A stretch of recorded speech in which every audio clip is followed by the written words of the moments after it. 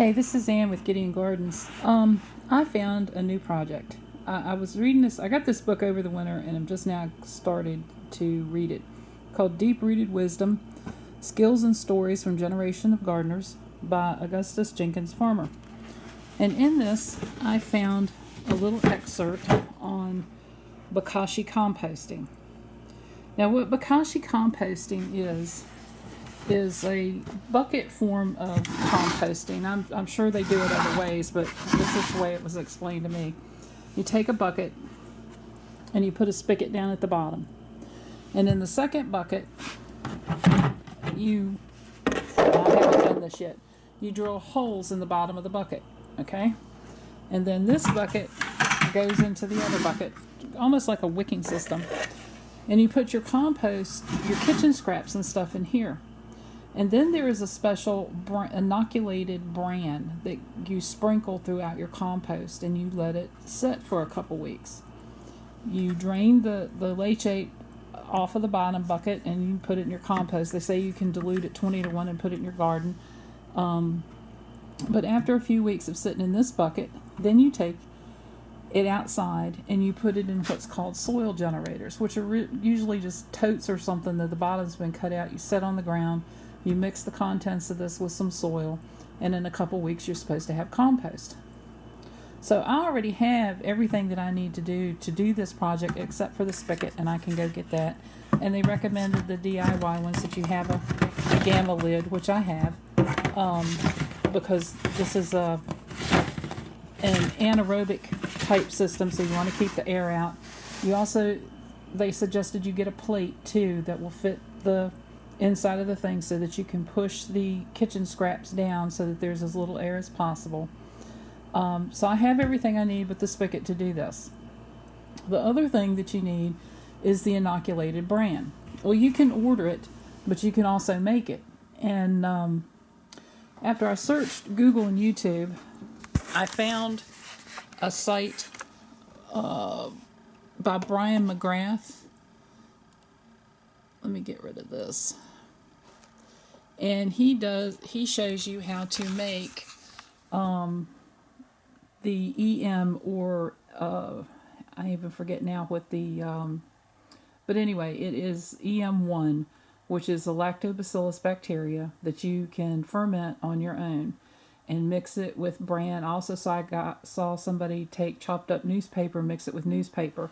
So I'm going to try that instead of the bran, and we'll see how that goes.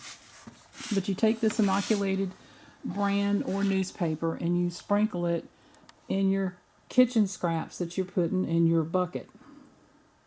And that helps break down the materials. And then when you remove it from the bucket and put it outside in your soil generator, it will also help, it'll bring up beneficial worms and other things that are going to compost this material at a lot quicker rate than what you would in a slow compost pile.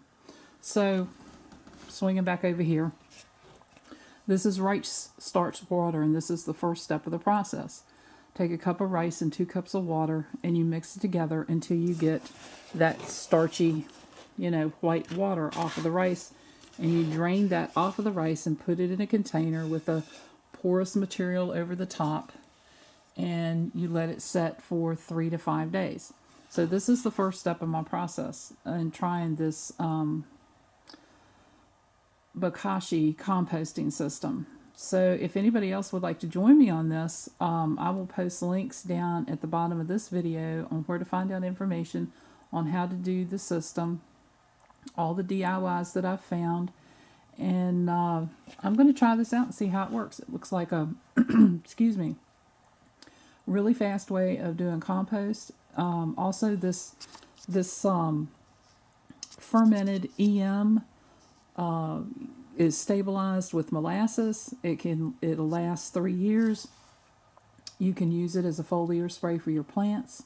You can use it in your septic system to replenish the bacteria in it. You can use it in your compost, your larger compost piles, if they have gone anaerobic and start smelling bad. You can give it to your chickens and your farm animals, your dogs, your cats. In fact, Brian makes it sound so good, it makes me wonder if I shouldn't want to drink an ounce or two of this every now and then. But anyway, So this is the start of the project. In 3 to 5 days, we'll come back and we will mix this with the milk.